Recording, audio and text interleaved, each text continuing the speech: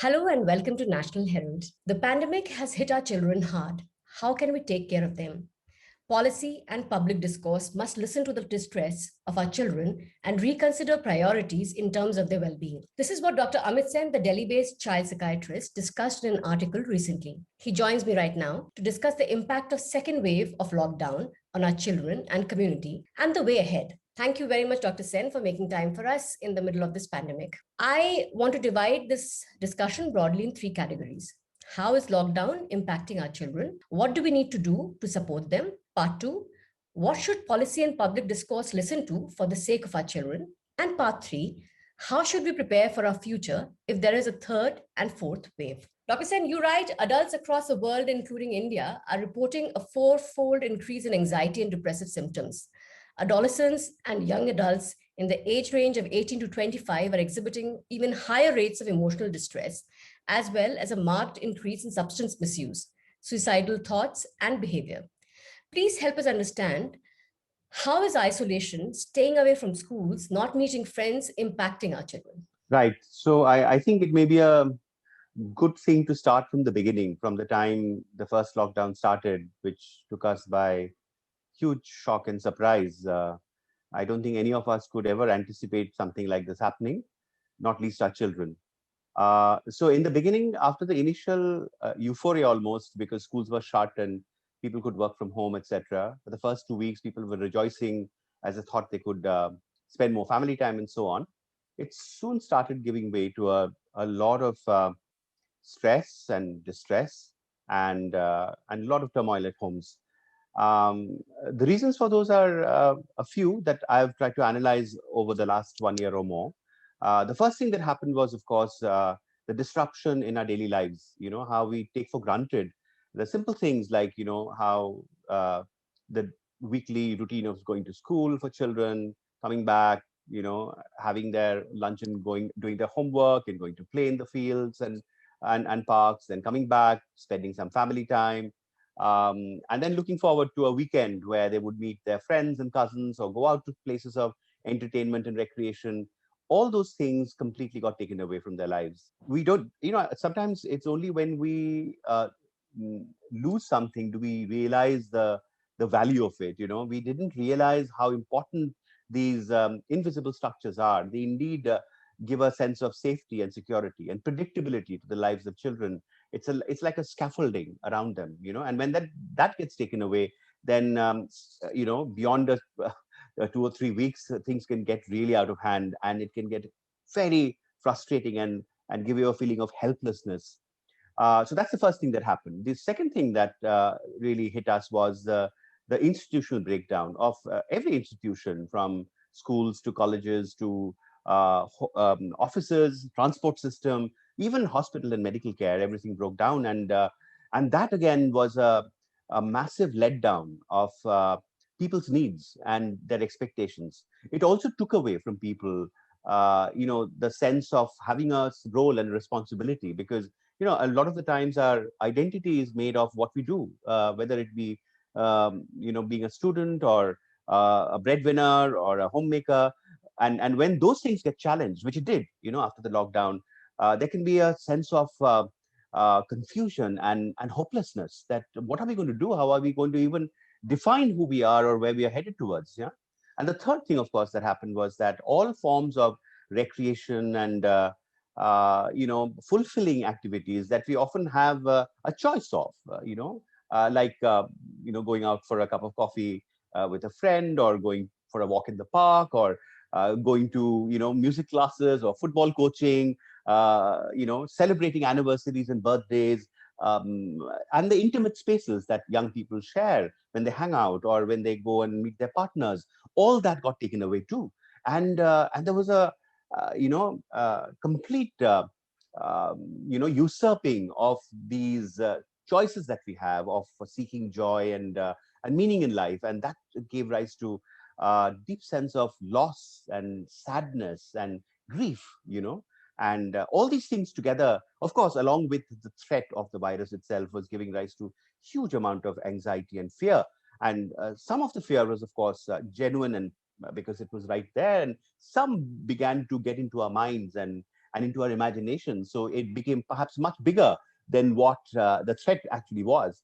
And those things began to then, this this collection of stressors that came, the hopelessness, the frustration, the helplessness, the anxiety and fear, all of that started, giving rise to behavioral changes in children's moods, their daily rhythms, their functionality, indeed, right? So in the beginning, if you remember, after the lockdown, even adults and young people often would talk about having nightmares, waking up in the middle of the night, or not even being able to sleep till 4 or 5 a.m. in the morning.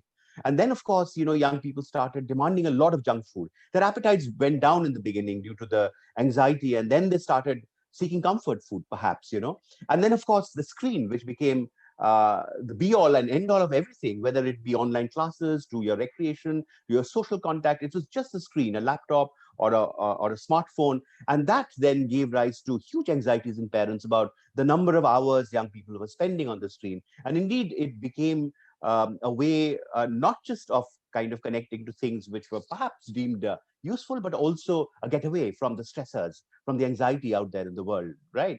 Of course, it was also a way of connecting to social media, the news, which gave rise to anxiety. So it was a very complex mixture of things.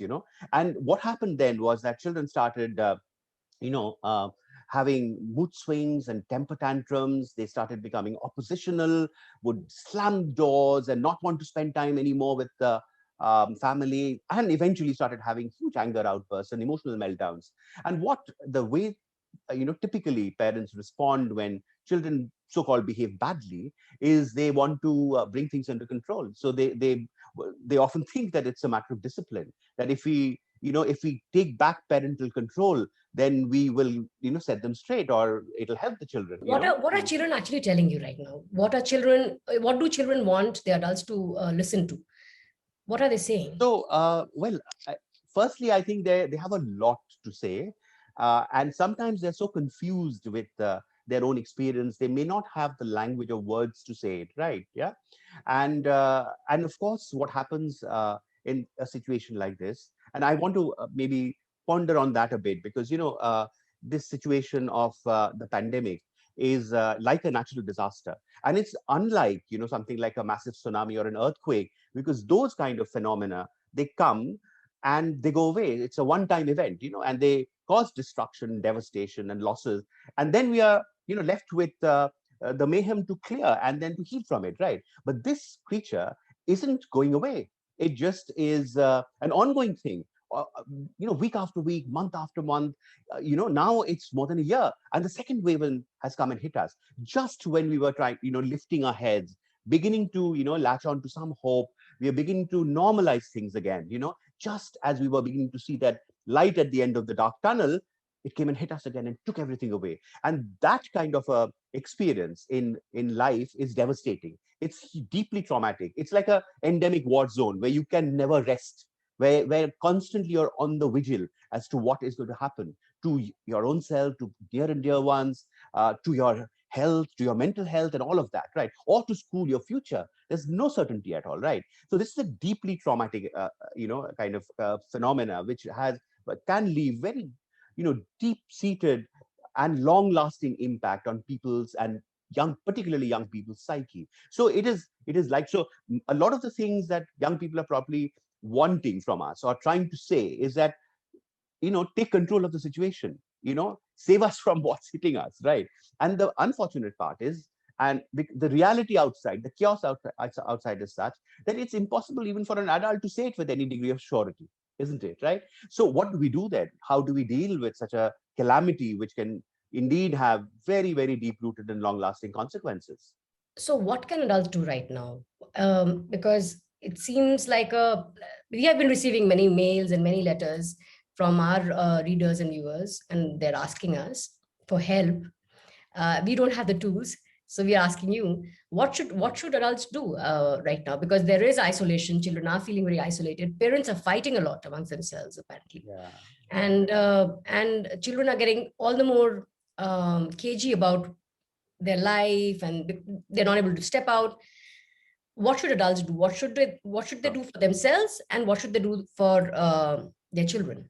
Sure. So I'll start with saying that in any kind of traumatic situation, trust and faith in the world around us, it breaks down. That's the nature of trauma, because it actually raises question marks about whether the environment is safe, where other people are, can they look after us. So for children, the sort of implicit question is that, can you look after me? That's the question, isn't it?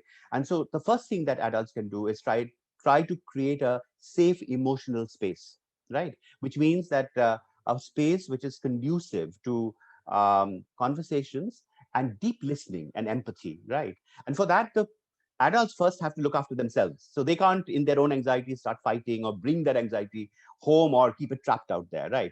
It's not easy, but one has to make an effort. So we could, sometimes I say that, first thing that you need to do is to stem the worry virus, because there is the real virus and there is the worry virus, right? And that has, permeated into our lives full time, right? How do you do that? So, in the beginning, when the pandemic hit us first, we confronted it. I mean, people were constantly on their phones, on social media, looking at the news, trying to figure out what's happening, what can we do to keep ourselves safe, and so on and so forth, right? But soon it became so overwhelming and so anxiety provoking that many of us started turning a blind eye. And that's what happens many times. It's called gaze aversion. When you can't bear something, tolerate something, you shift your gaze from there. And we started saying that, let's not look at the news now. Let's not even, open social media, and it'll go away. But it doesn't, you see, because it hangs in the air. The anxiety hangs in the air. It's there. It's like a dark cloud inside homes now, right?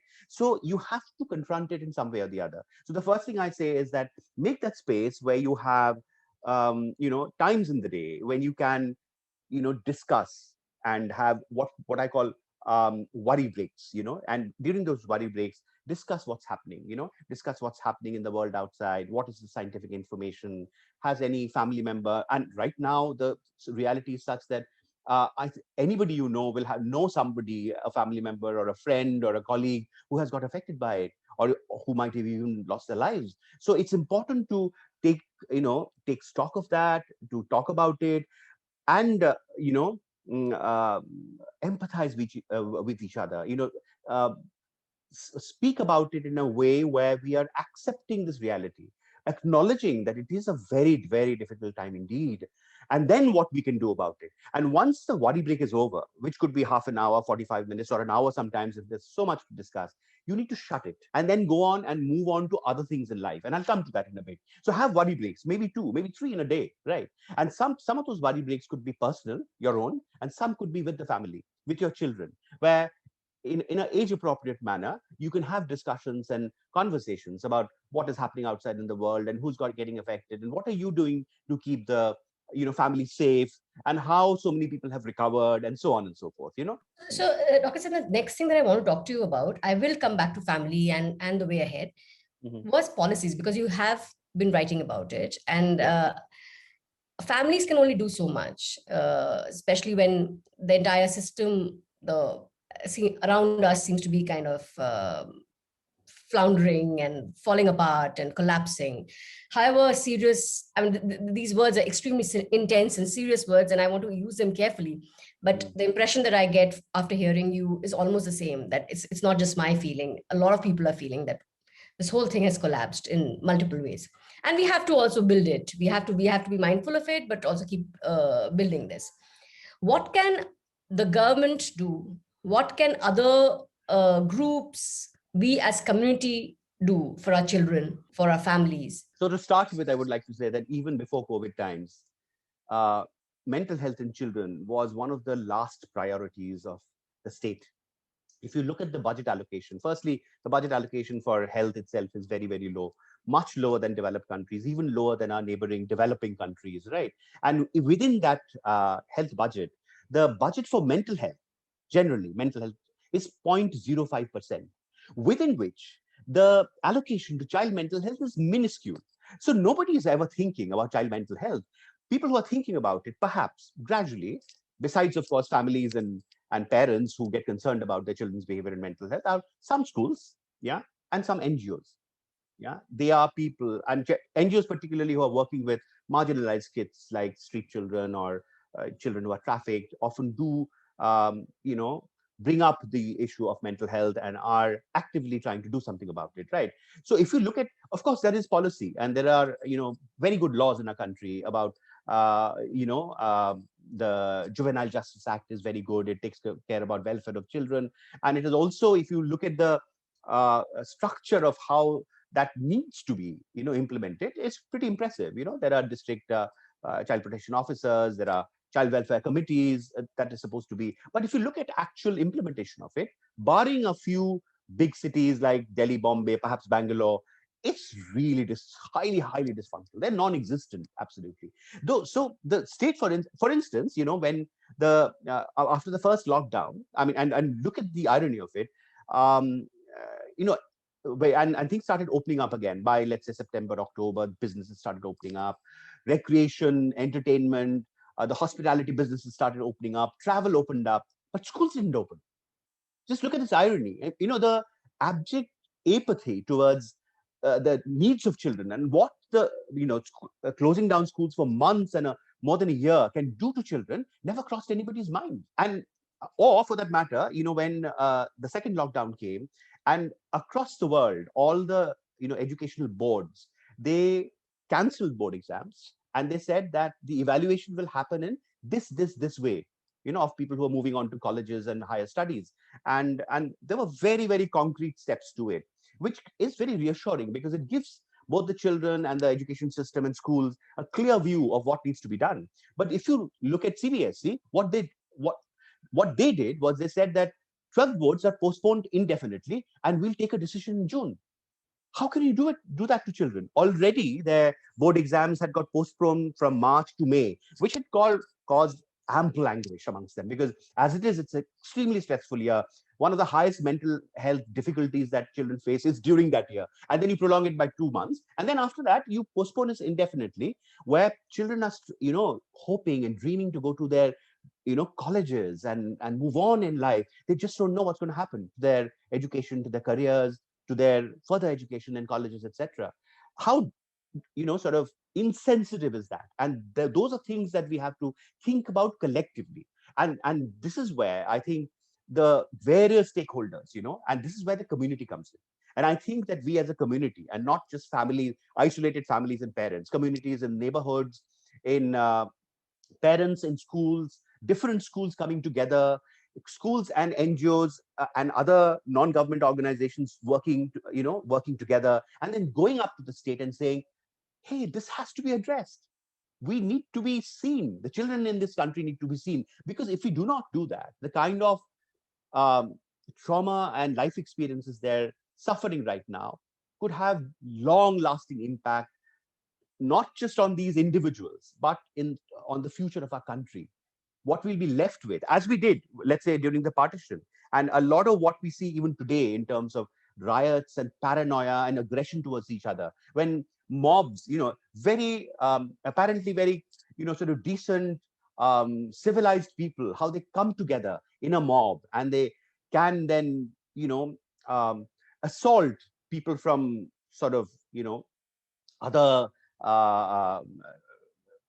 religions or race or caste, what have you, is because we have suffered as a community so much of trauma in the past as well. And here is another massive, massive threat to the mental health of young people today, which can then translate not just in depression and anxiety, but in behaviors which are not conducive to a healthy social life, where they might carry that mistrust, that broken feeling that we have as a community, that mistrust we have towards each other. They might carry it for the rest of their lives if we are not able to address it now. And that's why mental health in children particularly needs to be addressed in the education system, by the state protection agencies, by non-government organizations, and of course communities of people who need to come up and come together as a community.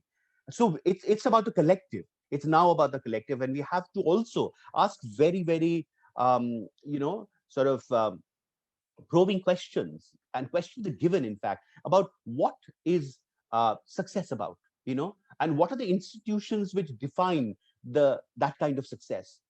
What is progress? And it's progress all about cutthroat competition and bringing the other people down or other groups down to be able to, to be able to rise? Is it about criticizing and showing people down the moment your own motives are questioned? Some of what is happening in the country is a stark reality of how so-called responsible politicians and stakeholders react when anything is questioned or anything that they do, or the results that they get from what they are striving to do is questioned. You see such polarization, such paranoia, or such hubris and arrogance. This is no time to be divided, to pick faults in each other. It is a time to come together.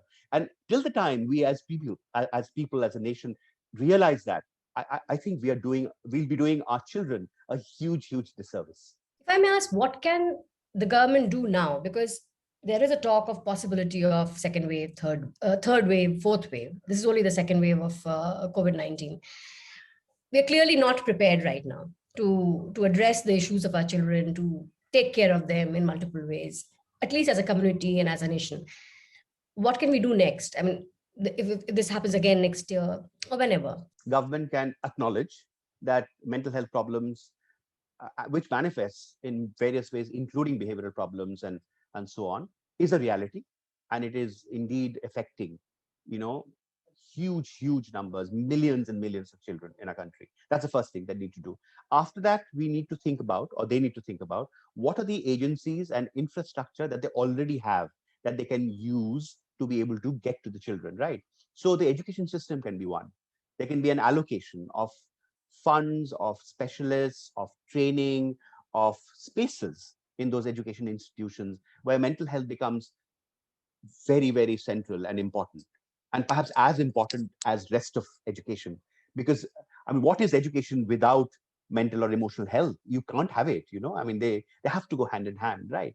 Then the next step would be to allot funds and resources to be able to build other things, like the training of more and more specialists in this area, who can then go into the community, right? That it could be also drives, large scale drives about building awareness about child mental health, right? And that again can happen through existing institutions that the government already has access to, isn't it? So there are many things that one can do, and then of course in their own health centers, etc., allocate funds to develop more specialized centers which could see kids who get affected in an extreme way mental health wise. Or the same people, those same experts could go out into the community again to build awareness, to form networks, and to be able to empower different stakeholders in this whole process of looking after children. And really, it's in my mind, it has to be a movement. It has to be a huge drive at a national level, at a state level, at the level of schools and educational institutions, and our communities and homes. Thank you very much for that. But I also feel that it'll be unfair to not ask about street children. You work with street children, and they're like the integral part of our society, our country. And when we talk about children, it seems like we're talking about privileged children often. What has been your experience of street children right now, children who are on the streets? What are they experiencing because of lockdown? Have we managed to extend any kind of support as a nation, as the government? And what can we do if we haven't? I don't want to ponder so much on what we haven't, because clearly we haven't succeeded much. But do let us know if we have done something, and what is the way ahead. So again, like I was saying, that the laws in our land are very robust, and they are sound. They read very well, and they're multi-layered. Nothing to complain about that. The way they are implemented is often wanting, as I said, right? Street children could be of two categories: one who are still living on the street with broken families, or none at all, right? Or they could be those who are already under care of some organization or institution. Usually these are NGOs who work with them, right? There are government run homes as well, and again, the quality of those and the disrepute they have gone to because of certain incidences uh, makes one wonder if, again, it requires a lot of attention and effort to be able to improve those homes and build many more such homes by the government state, right? Again, the current crisis is such that we cannot wait for those kind of institutions to come up before we can address the needs of children on the street. Indeed, we have the highest number of street children in the world. We have 18 million street children. That's the number. In Delhi alone, there are 400,000 street children. So you can imagine the magnitude of it. And if we need to start somewhere, we have to start again with um, organizations, institutions which are already working with children like that, and empower them more, and maybe help them to connect with each other and connect with other willing people. So right now there are many other, collectives, etc., in even in localities and colonies who are willing to go out and help people, and we must make the best out of that. I must say that some of the NGOs that I know and work with have done an excellent job during this lockdown. The kids who were on the streets, whose livelihood came from there, the families who actually used to thrive on running to the cars that would stop at the red lights, or uh, going into the trains when they would stop in stations and platforms to rummage through the bogies and get out whatever they could and then sell them and so on. uh, all those things stopped for them. Thank you very much. We're running out of time. Otherwise, I had many more questions. Thank you very much for making this time for us. Not at all, not at And all.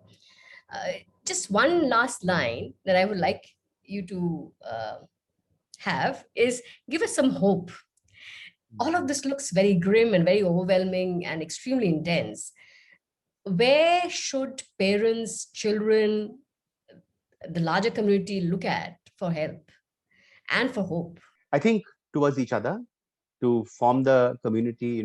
This is the time when we had lost the sense of community, and now we are building it again.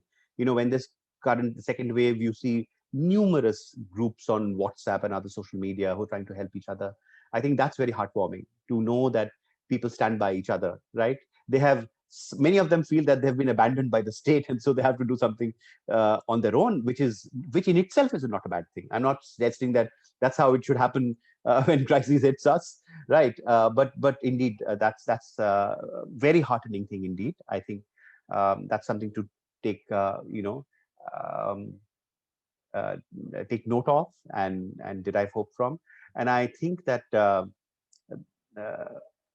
even amongst the leaders that we have probably become wary of with time, there probably are sparkles here and there, and we might be able to, you know, uh, and if again, it's up to them honestly, but if they are able to come together to be able to hold the community together, that will probably be a big thing.